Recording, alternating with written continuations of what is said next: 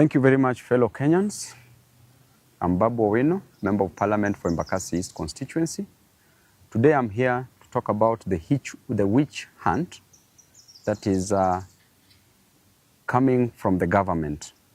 The government of the day, the state has realized that our popularity has really grown and that they want to manage, they want to dwarf this popularity.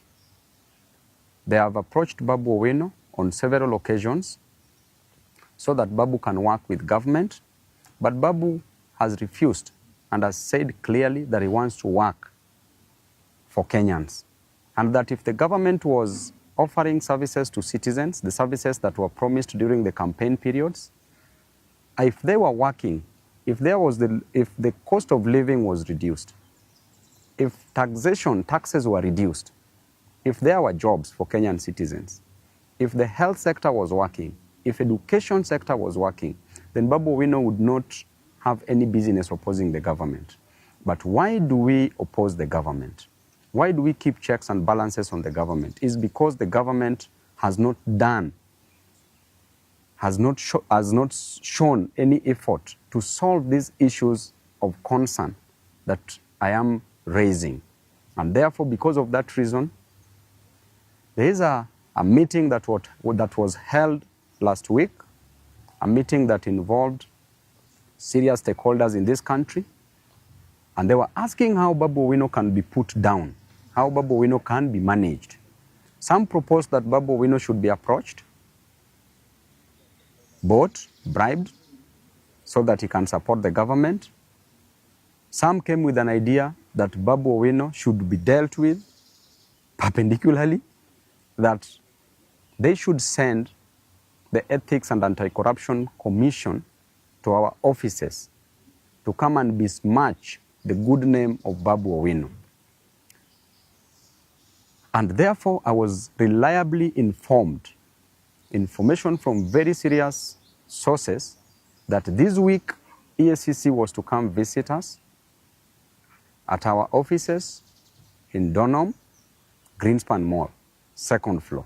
If not this week, then next week they are to come, or any other time that they will deem fit.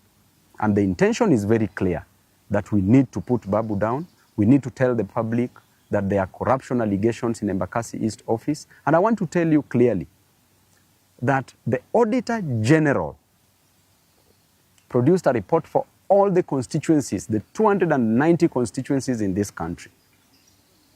And the lady, you know how she works, she can't be bribed. If the government cannot bribe her, then Babu Owino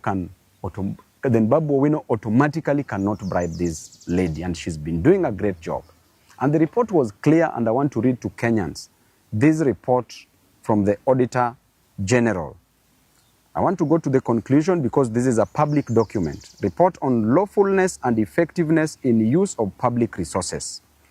Conclusion. As required by Article 229, Sub-Article 6 of the Constitution, based on the audit procedures performed, except for the matter described in the basis for conclusion on lawfulness and effectiveness in use of public resources, section of my report, I confirm that nothing else has come to my attention to cause me, the Auditor General, to believe that public resources have not been applied lawfully and in an effective way. If this report came from the Auditor General and it is a public document, then why does the government want to use EACC to come and intimidate Babu Owino? I want to tell the EACC that you are an independent body. Do not get involved in this politics. And by the way, the office is very open. Anytime you want to know about any project in Embakasi's constituency, we have done all the projects that we advertised in Embakasi's constituency. And there is a clear procedure on how the tenders are awarded in any public office. All the procedures as confirmed by the funds manager, as confirmed that all the procedures were followed. There is no any conflict of interest. None of my companies has been awarded any job in Embakasi's constituency. None of my friends' companies has been awarded in Embakasi East constituency because there's a laid down procedure on procurement process. And in the procurement process, in that committee, there's a person that comes from the public works. Public works is an appendage of the national government. There's a person that comes, there's a procurement officer that comes from Nyayo House under the Ministry of Interior, that is Office of the President, directly. Who determines who is to be given what? And in this country, if you are in opposition, there's nothing you can influence, even if you wanted to influence. And therefore, if the government wants to come for me, I want to tell you that you've come for me severally. This is not any news to me. I have faced so many things within the court corridors. And now you have decided that you want to come just with an intention to soil, to pollute the otherwise good name of the best member of parliament in this country. Why would members of Embakasi East constituency vote to rank me as the best member of parliament in this country if there were fraud cases? I want to remind you that my mother did not give birth to a thief. I did not come to Nairobi to steal money for Embakasi East constituents. I did not come to Nairobi to frustrate my people or Kenyans. I came to Nairobi to study, and I got a job as a member of parliament for Embakasi East constituency. And therefore, my work in Nairobi is to work for my people. My work in Nairobi is to ensure that my people goes to school. Our children goes to school. And there is no any constituency in this country that gives bursary in the most transparent way like Embakasi East constituency. I go there, I produce forms to every ward, issue forms. This other one, 2024, 2025, we had 25,000 applicants. I went back with checks, issued checks to some of the constituents. The ones who are remaining, I promised that I will not go back to issue forms until I go back with the checks. That tells you clearly, I got there at 8 a.m. in the morning during the issuance of bursary checks. I do them personally, on the pitch, on the field. So there is nothing.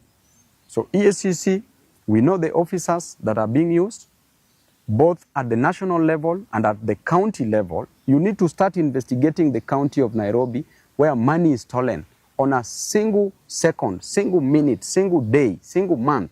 Money is stolen, money is lost from the county. Do not come to disturb people in Embakasi East constituency. And if you want to come, go and check all the projects. Look at the Donholm Secondary School. Perfectly done. Look at Tasia that you want to stop now that you don't want us to build. Tasia Primary School. It has not even been awarded. The tender was just put up the other day, was advertised the other day. It has not been awarded.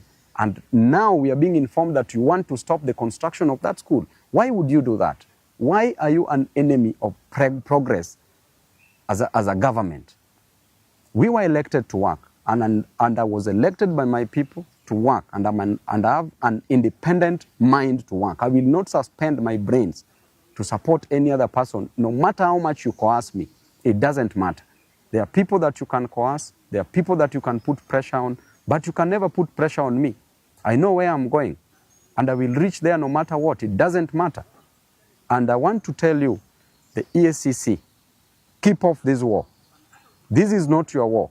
Don't be used, don't be misused, don't be abused into doing things that is not within your mandate.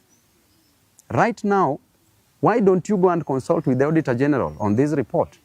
Why do you want to come and intimidate people in Embakasi East constituency? And after all, the much you can do is just to take somebody to court. What else can you do? So mwachane na upuzi na ujinga mingi watu wa EACC. Thank you.